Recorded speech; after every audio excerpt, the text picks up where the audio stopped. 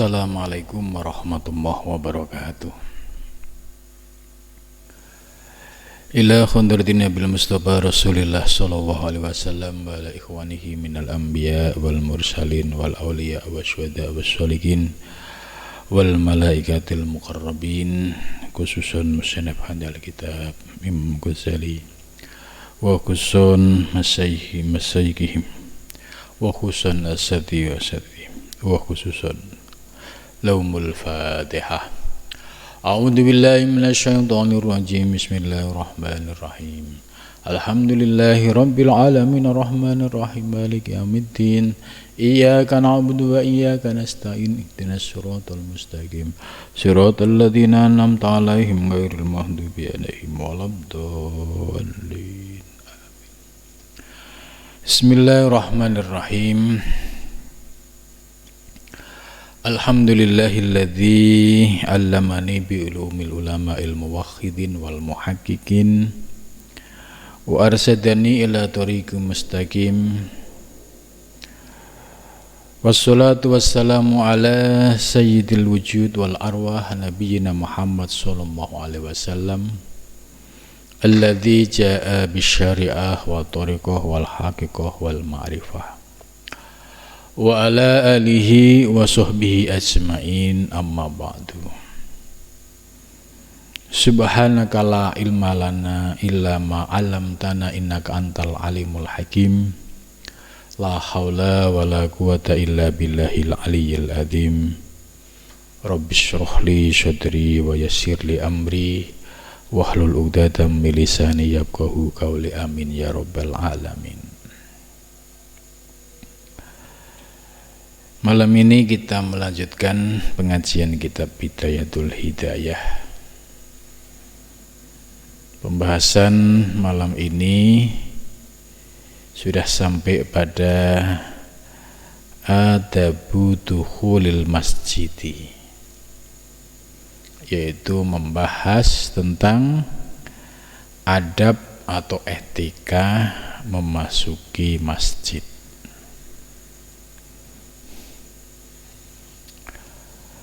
Qala musannif, ya, fa idza aradta ad-dukhula ilal masjidi wa wassalta babahu fanja'na laika al-yusra awwalan wa khatta rijlakal yusra ala dhuhrihi sumanja'na laika al-yumna waqaddim rijlaka al-yumna. Ya, kitab ini memberikan bimbingan kepada kita untuk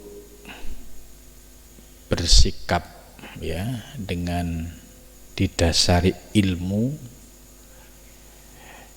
yaitu yang disebut dengan adab masuk ke dalam masjid.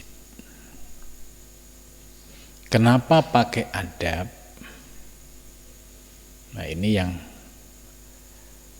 bikin berbeda dengan kajian-kajian fikih pada umumnya.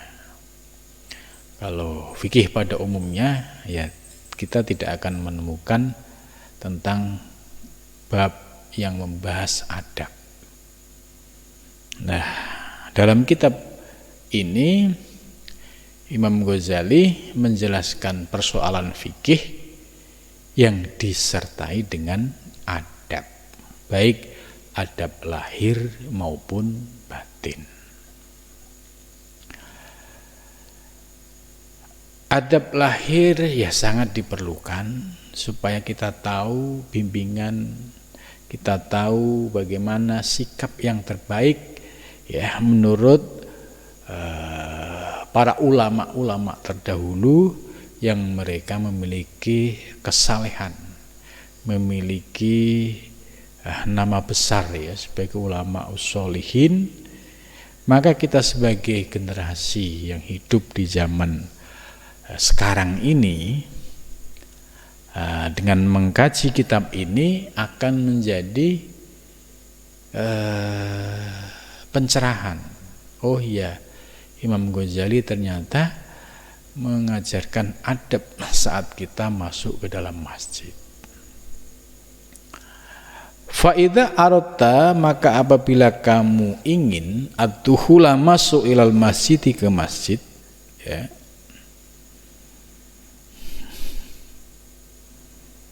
wa wasolta babahu, dan Anda telah sampai di depan pintunya, fanza' na'laika, maka lepas kedua sandalmu, al yusra, yang kiri, awalan pertama. Jadi lepas sandal yang kiri dulu. Ya, biasanya kan kalau kita ke masjid ya ke masjid aja, nggak pernah mikirin mana yang harus dilepas dahulu, kiri atau kanan. Nah, setelah ngaji kita baru tahu, oh yang dilepas pertama ketika sudah sampai masjid, maka sandal yang kiri harus dilepas.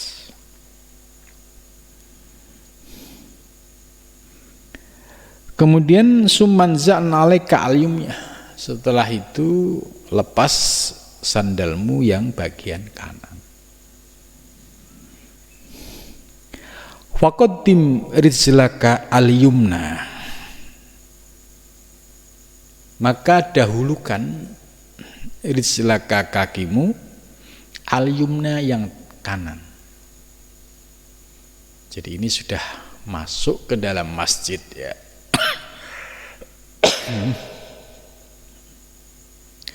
Jadi menurut Imam Ghazali, adab kita ya ketika sudah berjalan sampai ke masjid, lepas sendal kiri dulu, kemudian kanan. Setelah itu masuk ya, dahulukan kaki yang kanan.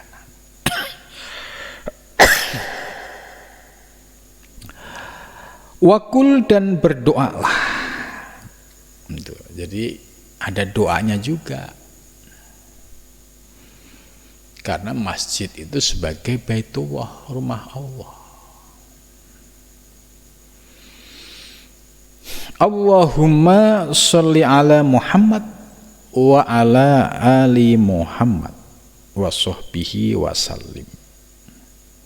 Allahumma firli dunubi waftahli abwaba rahmatika. Ini doanya. Jadi didahuluin dengan sholawat.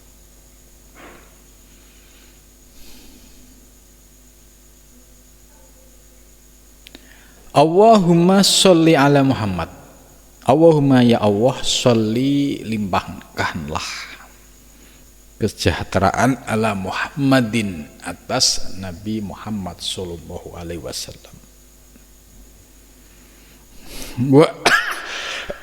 wa ala ali Muhammad, dan atas keluarga Nabi Muhammad, wa sahbihi, dan sahabatnya Nabi Muhammad, wasallim, dan mudah-mudahan mereka diberikan keselamatan. Jadi ini menarik ya, ternyata pertama kali yang harus diucapkan adalah membaca sholawat ya. Ya, sholat ada beberapa versi. Ada yang teksnya seperti yang ditulis oleh Imam Ghazali, Allahumma sholli ala Muhammad wa ala ali Muhammad wa sahbihi wa sallim. Ini boleh ya, tanpa sayyidina. Terus boleh nggak kalau pakai sayyidina? Ya boleh saja, wong tujuannya menggunakan sayyidina itu untuk memuliakan Nabi besar Muhammad sallallahu alaihi wasallam. Jadi bagi santri ya, memanggil nama orang yang paling mulia dengan namanya langsung itu rasanya nggak sopan, tapi harus ditambah dengan panggilan yang mempunyai makna itu sebagai penghormatan. Nah, Sayyidina itu termasuk sebagai penghormatan kita kepada Nabi besar Muhammad Sallallahu Alaihi Wasallam. Terus apa perbedaan antara Sayyidina Muhammad dan langsung tanpa Sayyidina? Nah, ini menarik.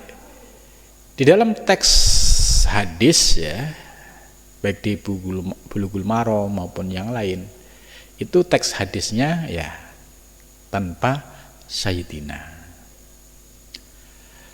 Tapi bagi warga Nahdliyin ya menggunakan sholawat ya memilih menambahkan kata Sayyidina, tujuannya untuk penghormatan kepada Nabi besar Muhammad Sallallahu Alaihi Wasallam. Sebenarnya ada dua makna, ya. Termasuk Imam Ghazali di sini juga menggunakan sholawat yang tanpa Sayyidina. Nah, apa perbedaan menggunakan Sayyidina Muhammad tanpa menggunakan Sayyidina Muhammad? Nah, ini yang perlu kita pahami, bahwa ketika sholawat yang sumbernya dari hadis itu tanpa Sayyidina, ya karena redaksinya, teksnya itu yang membaca Nabi Muhammad Sallallahu Alaihi Wasallam ya, langsung gitu.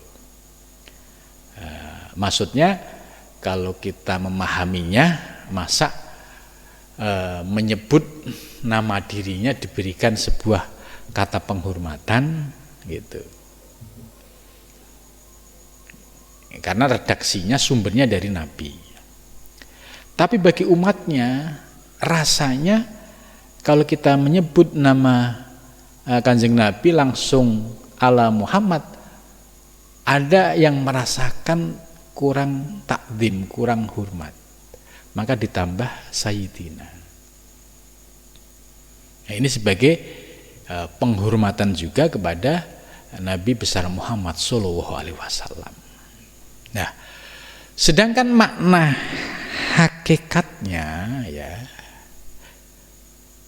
kalau sholawat yang tanpa Sayyidina langsung Allahumma sholli ala Muhammad wa ala ali Muhammad, ini dipahami Muhammad yang pertama ya itu sebagai Muhammad hakiki, sedangkan wa ala ali Muhammad ya yang kedua ini sebagai Muhammad majazi. Ini dari kalangan muhakkikin, ulama-ulama ahli hakikat ya menjelaskan seperti itu. Jadi Muhammad hakiki itu yang pertama, kemudian wa ala ali Muhammad itu Muhammad majazi. Muhammad hakiki yaitu dengan sebutan nama lain Nur Muhammad ya. Kemudian setelah Nur Muhammad diciptakan oleh Allah ya pertama kali, kemudian dari Nur Muhammad lah tercipta alam semesta, kemudian berproses ya terjadinya kehidupan, kemudian sampai diciptakan Adam, para nabi, sampai ketemu Nabi besar Muhammad Sallallahu Alaihi Wasallam yaitu Muhammad bin Abdillah. Maka Muhammad bin Abdillah ini disebut sebagai Muhammad majazi, yaitu Muhammad bin Abdillah, Muhammad yang secara fisik adalah manusia biasa, ana basyarum misluhum yuha ilayya, yang membedakan adalah wahyu. Ini kemudian di dalam berjanji juga dijelaskan syaratun syaron nurun nubuwah, bahwa nur kenabian itu terus berjalan ya, mulai dari Nur Muhammad berproses terus sampai akhirnya bertemu dengan ya, diciptakannya Muhammad bin Abdillah itu. Maka itu sebagian ulama muhaqqiqin memiliki tujuan ketika menyebut ala Muhammad, Allahumma sholli ala Muhammad tanpa Sayyidina, itu yang dimaksud adalah Nur Muhammad, sedangkan wa ala ali Muhammad itu adalah untuk Muhammad majazi, yaitu Muhammad bin Abdillah. Ini pendapat para ulama muhaqqiqin. Bagaimana yang menggunakan Sayyidina? Ya Sayyidina ya tidak apa-apa. Wong itu untuk menghormati ya Nabi yang paling mulia, junjungan kita Nabi besar Muhammad sallallahu alaihi wasallam.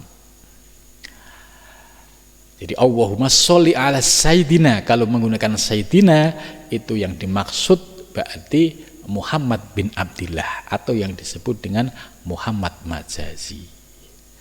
Kemudian wa ala ali Sayyidina Muhammad, ali Sayyidina Muhammad itu tidak dipahami sebatas ali yang bermakna keluarga, ya keluarga biologis ya, yaitu duriah Nabi.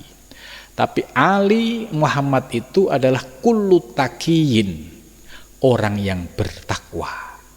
Jadi anak-anak rohani, anak-anak ya, genetik rohaninya ya, termasuk siapapun yang mengimani, meyakini ya tentang kerasulan Nabi Muhammad ya sampai nanti akhir zaman, yaitu termasuk kullu taqiyin, yaitu orang-orang yang bertakwa dan masuk kriteria ali Sayyidina Muhammad itu. Jadi ini pemahaman ini ya saya temukan di dalam beberapa kitab itu memaknai Ali Muhammadin itu tidak sebatas makna Ali keluarga biologis, duriah secara fisik, tapi kullu taqiyin, setiap orang yang bertakwa, setiap orang yang beriman kepada Kanjeng Nabi dan ajarannya itu sesungguhnya masuk bagian dari Ali Sayyidina Muhammad, yaitu keluarga Sayyidina Muhammad ini. Nah, disinilah kita memahami ternyata para ulama-ulama itu menggunakan kata Sayyidina dan tanpa Sayyidina itu memahami duduk persoalannya. Nah, maka kalau kita sudah paham, oh kalau Sayyidina begini, kalau tanpa Sayyidina begini, maka ketika kita membaca sholawat itu sudah tahu arahnya. Ini maksud dari penjelasan sholawat yang menggunakan Sayyidina dan tanpa menggunakan Sayyidina. Kemudian setelah membaca sholawat ya, ketika masuk masjid berdoa. Ini doanya Allahumma firli, Allahumma ya Allah, ighfir, ampunilah li kepadaku, dunubi, dosa-dosaku. Nah ini menunjukkan sikap sebagai seorang hamba yang penuh dosa. Jadi kita mau datang ke rumah Allah, masjid itu sebagai rumah Allah. Dengan membaca sholawat tadi sebagai pembukanya, kemudian dimulai dengan doa-doa yang terkait dengan dosa-dosa kita. Ketika kita sudah mengakui kita sebagai hamba yang penuh dosa, maka doanya adalah Allahumma firli dunubi, ya Allah, ampunilah dosaku. Dosa di sini tidak sebatas makna dosa lahiriah, tapi juga meliputi dosa-dosa batiniah. Nah, kita memohon kepada Allah ya, mudah-mudahan dosaku baik lahir maupun batin Engkau ampuni ya Allah. Karena hamba ya akan masuk di rumahmu, yaitu masuk di masjid sebagai Baitullah.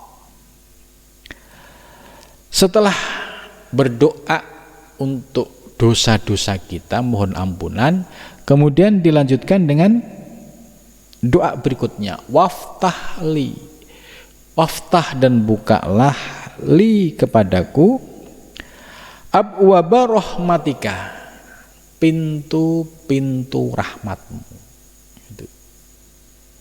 Jadi ini adab masuk ke masjid yang dibuat oleh Imam Ghazali ini cukup bagus banget ya. Artinya kita diajarin ya, jangan sampai masuk masjid lupa sholawat. Sholawat itu kunci, karena tanpa sholawat ya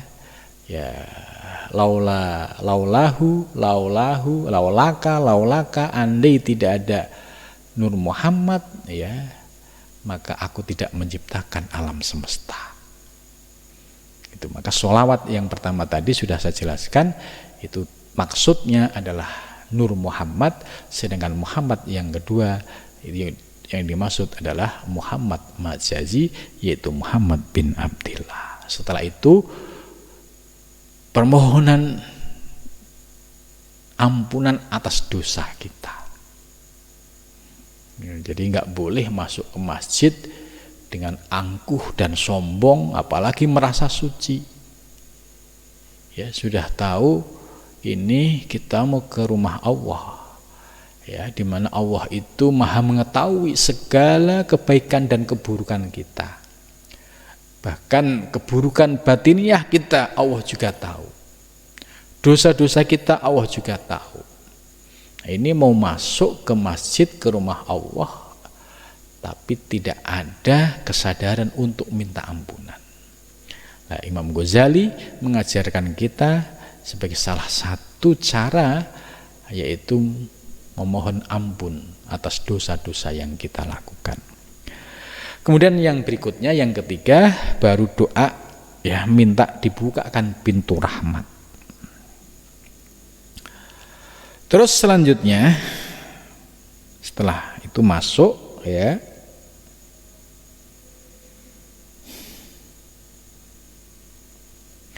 wa mahma ra'aita, dan ketika kamu melihat fil masjid, di masjid,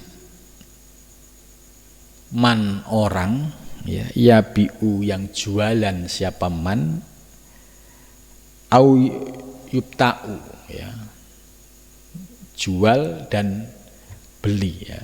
Jadi melihat ada orang bisnis atau transaksi di dalam masjid ya, kalau kita melihat orang seperti itu,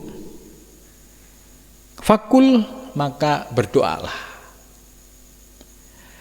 la arbahawah tijarotaka, la arbaha ya, tidak akan memberi untung siapa Allah tijarotaka, bisnismu, jualanmu, daganganmu. Ini artinya zona masjid ya, itu jangan sampai dikotori dengan urusan dunia. Jangan sampai dikotori dengan urusan dagang, urusan bisnis. Ya, kalau mau masuk masjid harus pikiran lahir batin harus bersih dan jernih.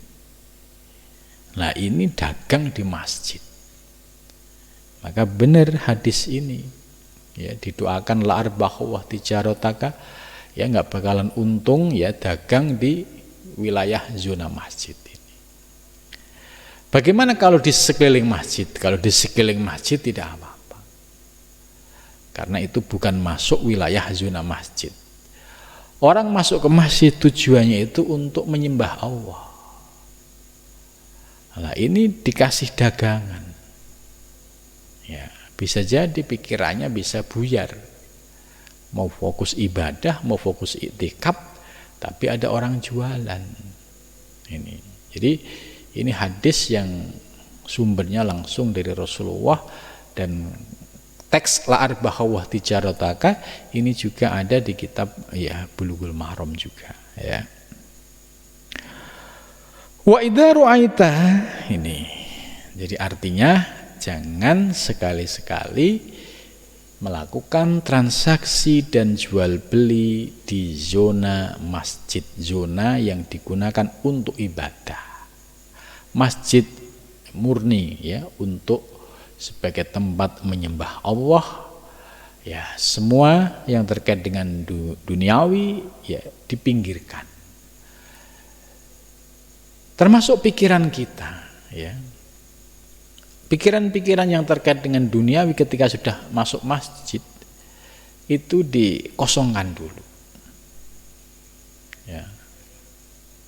Kalau masuk masjid tapi pikirannya semrawut, ya, ini juga tidak akan memperoleh ketenangan di dalamnya. Tapi kalau kita sudah mulai bisa mempersiapkan diri, ya, mulai dari tidak membicarakan soal bisnis, apalagi sampai dagang, kita mulai berlatih ya dengan zikir, ya bisa dengan istighfar, sholawat, ya.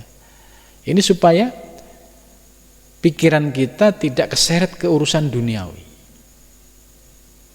Nah, kalau sudah keseret ke duniawi, dari takbir sampai salam, nanti yang muncul urusan duniawi. Maka ya manfaatkan momen sebentar di masjid ya, karena di masjid itu orang ya hanya kebutuhan untuk sholat dan zikir, atau ada orang iktikaf ya, tidak sampai lama. Maka ketika momen yang sebentar ini bersihkan lahir dan batin. Duniawi kita tidak membawa sesuatu yang sifatnya dagangan duniawi ke masjid, begitu juga pikiran kita. Pikiran kita juga dikendalikan, diistirahatkan supaya tidak dipenuhi dengan hiruk pikuk urusan dunia. Jadi ke masjid itu menuju Allah ya dengan didasari kejernihan hati dan pikiran supaya mendapatkan ketentraman yang hakiki. Itu. Maka kalau pusing-pusing soal dunia, ya datanglah ke masjid, wudu, sholat sunnah, zikir, pasti akan memperoleh ketenangan batin. Kemudian berikutnya, wa idza ra'aita fihi man yansudu dolatan.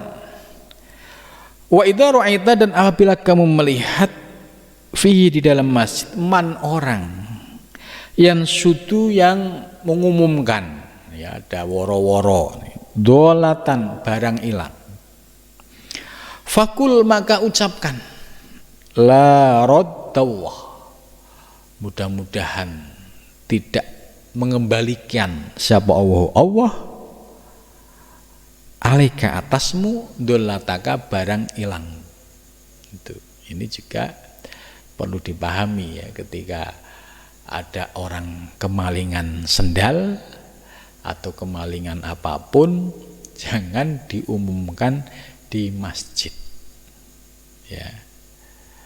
Nah, ini langsung disuruh berdoa la raddallah alaika dollatuka.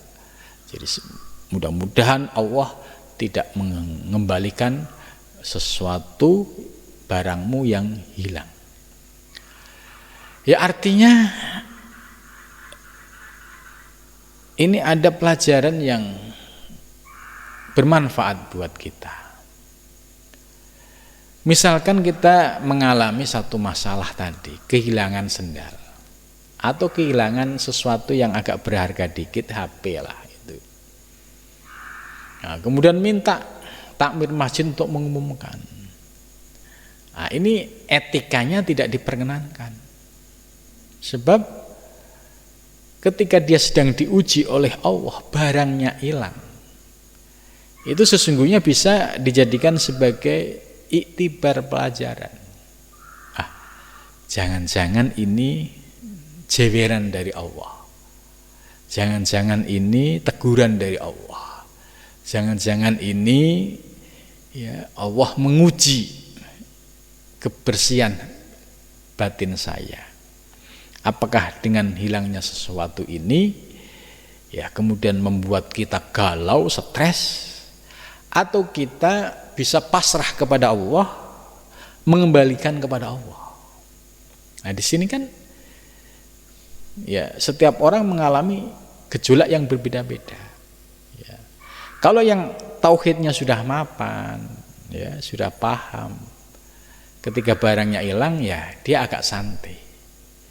Karena ya dia bisa mengembalikan kepada Allah. Tapi yang masih merasa memiliki, merasa menguasai, bahwa barang ini dulu nyarinya itu susah, itu dengan segala perjuangannya, sehingga hatinya itu kesemsem terhadap barang ini sampai masuk ke dalam hatinya. Maka ketika diuji, dicabut oleh Allah, ya itu akan merana, akan merasakan penderitaan. Nah, di situ akan kelihatan sejauh mana kita ini bisa mengosongkan hati dan pikiran pada saat kita mau masuk ke zona masjid, di mana zona masjid ini sebagai Baitullah, sebagai rumah Allah. Nah, bagi orang yang memiliki kecerdasan spiritual, ya bisa mengambil sebuah iktibar. Jangan-jangan ini teguran saya. Jangan-jangan ini gara-gara saya tidak infak. Jangan-jangan ini saya mengabaikan zakat. Jangan-jangan ini gitu. Jadi lebih baik introspeksi ke dalam diri ya, daripada harus diumumkan di masjid. Nah, ini pasti ada maksud dan tujuannya. Gitu ya. Kemudian berikutnya, kadzalika, demikian itu amara Rasulullah SAW. Jadi doa untuk orang yang mau jual beli di masjid, doa orang yang mengumumkan barang itu doanya langsung dari Rasulullah SAW, dan ini sudah menjadi perintah. Gitu. Fa idza dakhaltal masjid, nah ini selanjutnya, apabila kamu telah masuk al masjid, falat tajlis, maka jangan kamu duduk hatta tusolliya, sehingga kamu sholat rakaatail tahiyati, 2 rakaat sholat tahiyatul masjid. Nih. Jadi berikutnya, ketika Anda sudah masuk ke masjid, jangan duduk ya, tapi usahakan sholat 2 rakaat tahiyatul masjid ya. Jadi jangan sampai datang duduk ya. Ini menurut kitab Bidayah tidak boleh seperti itu, tapi disuruh sholat 2 rakaat, yaitu tahiyatul masjid. Usolli sunnat tahiyatul masjidi, rakaat ini ya itu salah satu niatnya. Kalau niat bahasa Arab nggak bisa, ya niatkan dengan bahasa yang kita pahami. Yang penting niatnya, sholatnya itu udah sholat tahiyatul masjid. Fa ilam takun ala tuharatin. Bagaimana kalau kondisi dirimu tidak pada posisi toharoh, suci? Itu. Jadi masuk ke masjid tapi kondisinya tidak suci, mungkin batal ya. Awalam turid, atau dia tidak ingin ya, fi'lian, menjalankan sebuah perbuatan, kafatka al-baqiyatus sholihah, maka cukup bagimu yaitu ya meninggalkan hal-hal yang sholihat, yang baik. Pokoknya jangan melakukan perbuatan-perbuatan yang bisa menimbulkan dosa. Contoh misalkan dia batal nggak punya wudhu, terus suruh misalkan zikir, kan masih bisa zikir, ya. Nggak mau juga, tapi terus ngobrol, ngerasani orang di dalam masjid. Nah, ini harus dihindari. Lebih baik diem, dan diem di dalam masjid itu ya sebagai bagian dari amal soleh, karena bisa menahan diri dari munculnya perilaku yang menimbulkan dosa-dosa baru. Ya sekalipun itu ya ngerasani orang itu kan termasuk ghibah. Berawal dari ngerasani ghibah, nanti naik menjadi namimah, provokasi.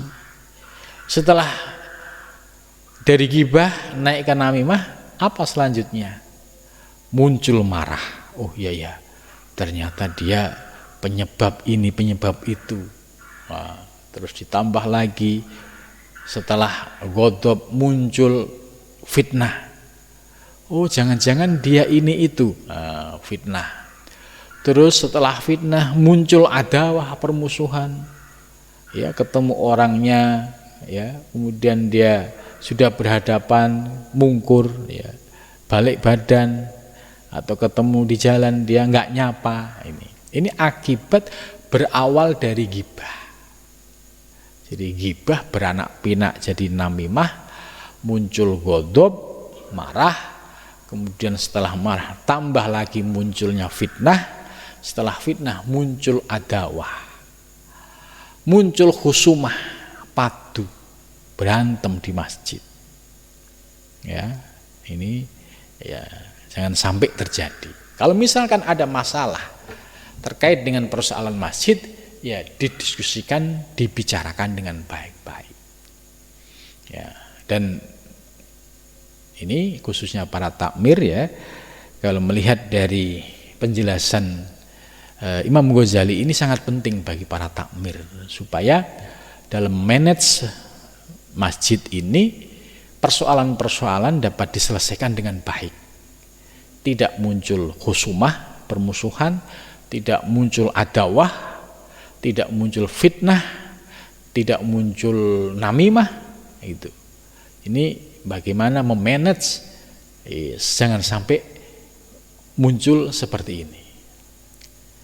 Sebab buat apa kalau kita menjadi takmir masjid, pengurus masjid, tapi konflik yang terjadi itu mengerikan, musuh-musuhan, fitnah-fitnahan, kemudian ya istilahnya saling menyalahkan. Jadi tidak ada fa'aslihu, saling memperbaiki, saling mengingatkan. Nah, ini sangat rentan dengan konflik, ya, kalau terkait dengan takmir masjid itu. Maka kalau para takmir itu disuruh ngaji dengan bidayah dulu, ya, supaya paham bahwa kita ini sedang memanage, mengatur manajemen terkait dengan rumah Allah. Jangan sampai rumah Allah ini dikotori dengan ghibah, dengan namimah, dengan khusumah, gitu.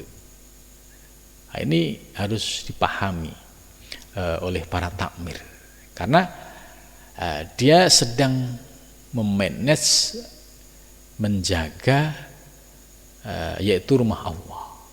Jangan sampai secara fisik bagus, bersih, tapi antar pengurus itu terjadi khusumah, ya, musuh-musuhan, adawah, kemudian tadi saling fitnah.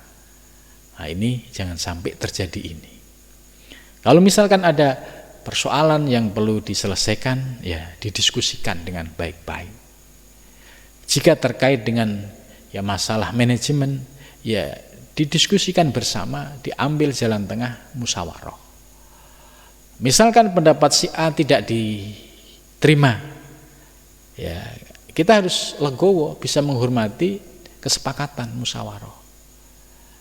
Keluar dari masjid, clear persoalan di dalam masjid, ya sudah kita selesaikan dengan cara baik, ya jangan sampai dibawa keluar masjid atau persoalan di luar masjid dibawa ke dalam masjid. Ini sama saja mengotori rumah Allah ya dengan perilaku-perilaku yang tidak diperkenankan. Itu. Kemudian selanjutnya kafat kalbagatus sholihah salasan 3, wakila dan dikatakan arba'an 4, wakila salasan 3 lil muhdis bagi orang yang hadas, wa wahidatan dan 1 lil mutawaddi bagi orang yang wudu. Fa illam takun, maka apabila kamu tidak sholaita, maka kamu sholat fi baitika di rumahmu rakaatayil fajri 2 rakaat fajar. Jadi ini ada pilihan lain. Kalau misalkan nggak mau sholat tadi di masjid, ya sholatlah di rumah, yaitu 2 rakaat fajar. Nah, ini fa'ilakum sholaita fi baitika rakaatil fajri, sholat 2 rakaat fajar. Fayudziuka, maka cukup bagimu ada menjalankan keduanya anit tahiyati dari tahiyat. Ini maksudnya kalau misalkan kita ya agak males gitu ya, kan itu manusiawi ya. Misalkan mau datang ke masjid males sholat tahiyat ya, ya sudah sholat di rumah, yaitu sholat sunnah, yaitu sholat yang disebut dengan rakaatil fajri 2 rakaat fajar di rumah itu lebih baik. Sebab sholat tahiyatul masjid itu hanya bisa dilakukan ketika masuk masjid, di rumah nggak ada. Ya, kamu sholat apa di rumah? Tahiyatul bait, ya nggak ada. Yang boleh dilakukan sholat di rumah ya tadi disebut yaitu 2 rakaat fajar, itu boleh di rumah. Sedangkan kalau masuk ke masjid, ya pertama kali yang dilakukan adalah tahiyatul masjid 2 rakaat. Jadi kalau malas nggak mau tahiyat masjid ya sudah, yang penting dari rumah sudah punya modal sholat sunnah 2 rakaat fajar itu. Ini fayadzuika adahuma anit tahiyah.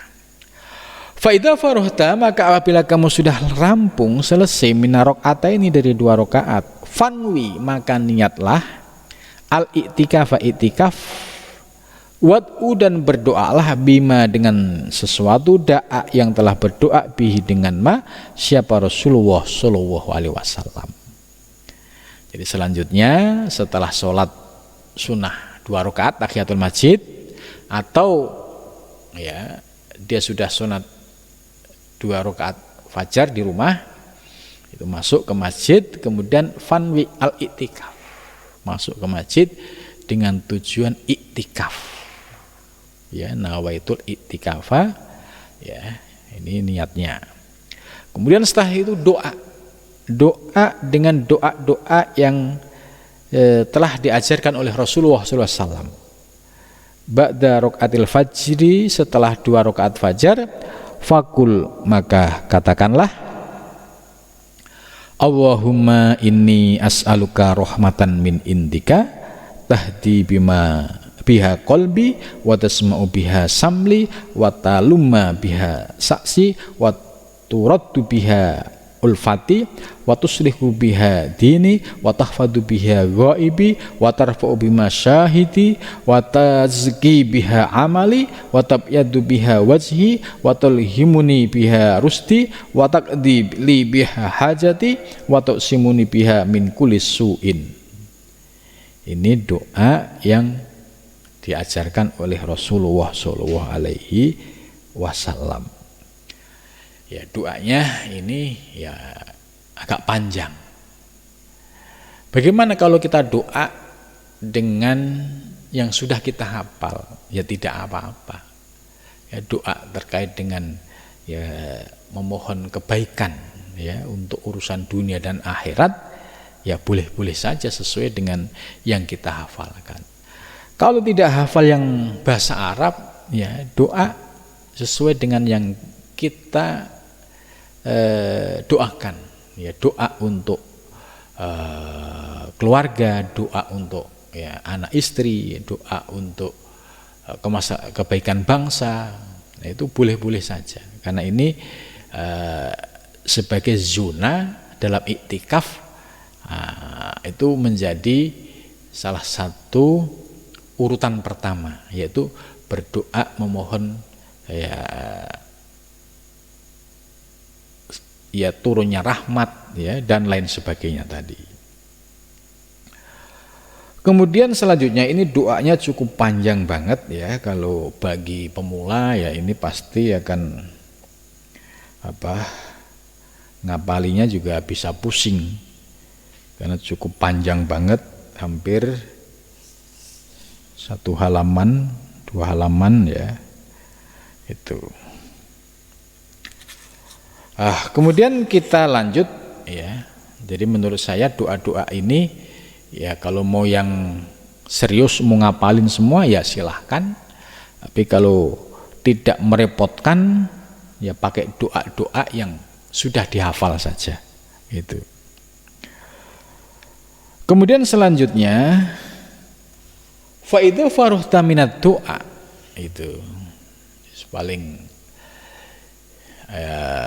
doa paling praktis itu ya doa sapu jagat ya Allah Rabbana atina fid dunya hasanah wa fil akhirati hasanah wa qina adzabannar. Itu sudah komplit ya, paket komplit dunia akhirat itu doa sapu jagat itu kalau nggak hafal doa-doa yang lain itu ya. Setelah rampung doa fa idza farughta minad doa fala tastagil, maka jangan kamu sibuk ila waktil fardi, kepada waktu menjalankan sholat fardu, illa bifikrin, kecuali dengan berfikir ya. Fikir itu merenung sejenak, bisa jadi merenung dengan dosa-dosa kita, kesalahan kita, au tasbihin, atau membaca tasbih ya, subhanallah alhamdulillah wala ilaha illallah akbar, au qiraati Qur'anin, atau kalau enggak baca tasbih ya baca Al-Qur'an itu. Ini sebelum melakukan sholat fardu. Fa idza samita al-adzan, maka apabila kamu mendengar al-adzana adzan fi asna'i dzalika, pada pertengahan tersebut, faktok, maka putus ma anta fihi ya, ketika kamu pada posisi itu. Jadi kalau dengar adzan langsung berhenti. Wastagil, dan sibukkan bijawabil muadzin, dengan menjawab orang yang sedang adzan.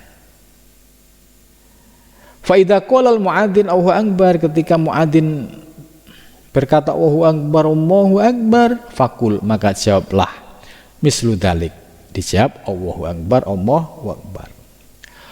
Wa kadzalika fi kulli kalimatin, dan begitu juga pada setiap kalimah itu juga dijawab sesuai dengan kalimahnya. Asyhadu an la ilaha illallah dijawab, asyhadu anna Muhammadur Rasulullah dijawab sama. Illa kalimata, kecuali kalimah, illa fil hayya alataini, kecuali pada 2 hayya alataini, hayya ala sholah dan hayya alal falah. Fakul, maka ucapkan fiha, pada hayya ala sholah hayya alal falah, yaitu dengan jawaban la haula wala quwata illa billahil aliyil adim. Ya, ini menarik. Kenapa ketika hayya ala sholah ya ajakan ayo podo sholat, mari kita menjalankan sholat, dijawab la haula wala quwata illa billah. Kalimat ini ya menjadi dasar kita bahwa kita bisa menjalankan sholat atau ibadah itu semua adalah anugerah Allah, ya, bukan karena prestasi kita, bukan karena kehebatan kita. Karena la haula maknanya tidak ada daya, wala quwata, tidak ada kekuatan, illa billah, kecuali dengan Allah. Ini harus dipahami maknanya. Hayya 'alas sholah, ayo pada sholat, dijawab tidak ada daya dan kekuatan kecuali denganmu ya Allah. Artinya kalau kita diberikan anugerah bisa sholat, maka hakikatnya sholat kita itu yang menggerakkan, dan itu sebagai anugerah dari Allah Subhanahu wa Ta'ala. Maka benar-benar bisa merasakan makna la ilaha illallah. Kalau kita sudah bisa menghilangkan keakuan, keegoan ketika dipanggil sholat, maka disitulah kita menemukan bahwa hakikatnya sholat kita semua adalah milik Allah Subhanahu wa Ta'ala. Kalau orang yang sudah paham makna la haula wala quwata illa billah, itu tidak akan sombong, tidak akan menjelekkan orang, tidak akan merendahkan orang. Jangan sampai dia udah sholat bagus, selesai sholat jelekin orang. Ya, karena apa? Dia merasa hebat, merasa bisa sholat, merasa bisa jamaah, gitu. Ini pertanda dia tidak memahami makna la haula wala quwata illa billah. Jadi ini bisa menjadi indikator kalau ada orang sholat kok terus bangga dengan sholatnya, ujub dengan sholatnya, merendahkan kepada yang lain, ini pertanda tidak memahami makna la haula wala quwata illa billah. Begitu juga ketika menjawab hayya 'alal falah, ya, juga dijawab la haula wala quwata illa billah. Tidak ada daya, tidak ada kekuatan kecuali dengan Allah. Artinya ketika kita bisa menjalankan sebuah kebaikan apapun, itu hakikatnya yang memberi daya dan kekuatan adalah Allah Subhanahu wa Ta'ala. Dengan demikian kita bisa menafikan ego kita, ananiah kita. Kalau kita tidak bisa memahami makna la haula tadi, maka yang muncul dia merasa hebat, merasa ahli ibadah, kemudian sombong dengan ibadahnya, kemudian mencela kepada orang lain yang belum ibadah. Nah, kenapa?